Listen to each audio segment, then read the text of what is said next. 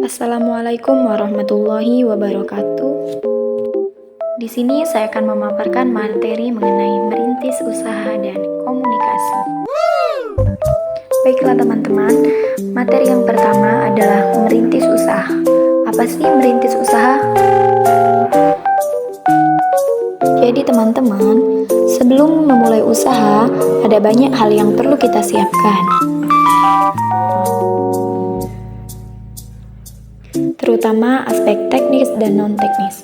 Apa saja sih yang meliputi dari kedua aspek tersebut? Mari kita bahas. Apa saja sih yang termasuk dalam aspek teknis? Jadi, yang pertama adalah badan hukum. Yang kedua ada izin usaha. Kemudian dalam aspek non-teknis meliputi yang pertama, dukungan keluarga. Mengapa demikian? Karena bagi kita yang akan merintis usaha, sangat membutuhkan dukungan keluarga, support teman terdekat.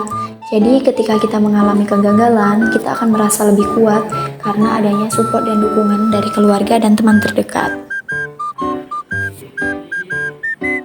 Yang kedua, kenali diri sendiri. Jadi sebelum merintis usaha, kita harus benar-benar mengenali diri kita sendiri. Karena apa?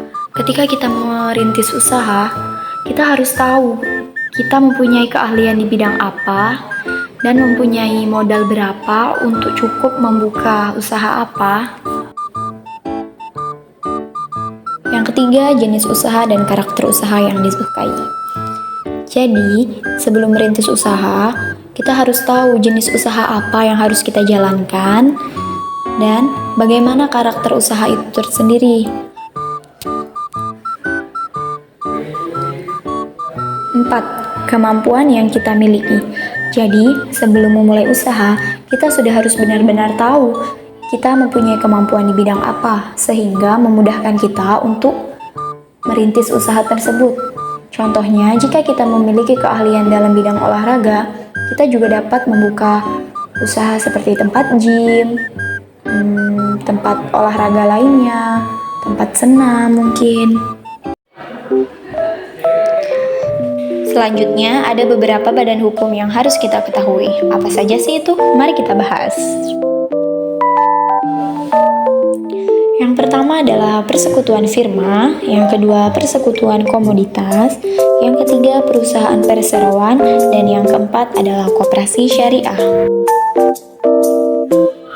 Untuk merintis usaha, kita juga perlu mempunyai izin usaha. Dan apa saja sih yang harus kita persiapkan sebelum kita mempunyai izin usaha?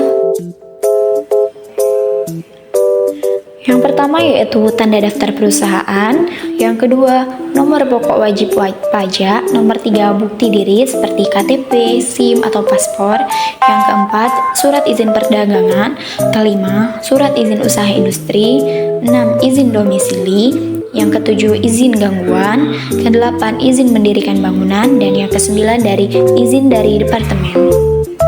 Berikut adalah persyaratan dari izin usaha. Komunikasi. Apa sih komunikasi itu, teman-teman?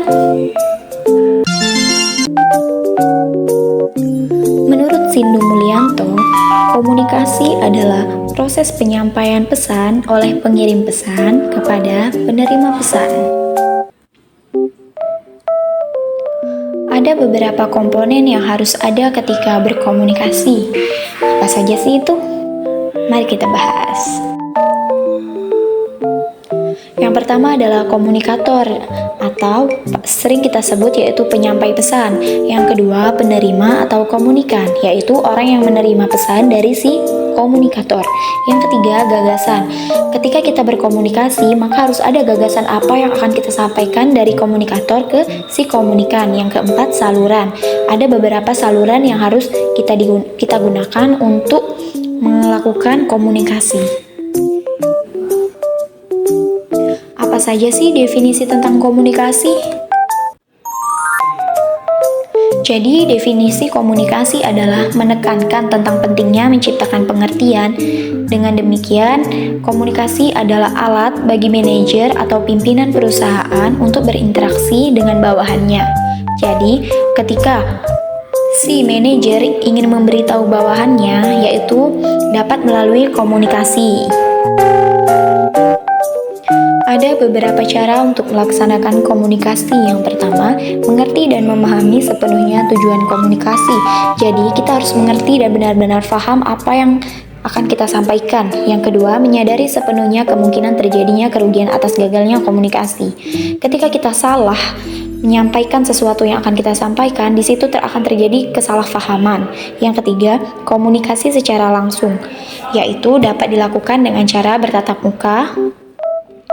Ada beberapa keterampilan yang harus ditunjang. Adapun diantaranya yaitu yang pertama keterampilan berbicara, yang kedua keterampilan menyimak, yang ketiga keterampilan membaca, yang keempat keterampilan menulis. 4 keterampilan tersebut yang akan menunjang kita untuk benar-benar dapat melakukan komunikasi dengan baik. Baiklah, itu saja pemaparan materi dari kami. Mohon maaf jika ada salah, karena kesempurnaan hanya milik Allah Subhanahu wa Ta'ala semata. Kami ucapkan terima kasih. Wassalamualaikum warahmatullahi wabarakatuh.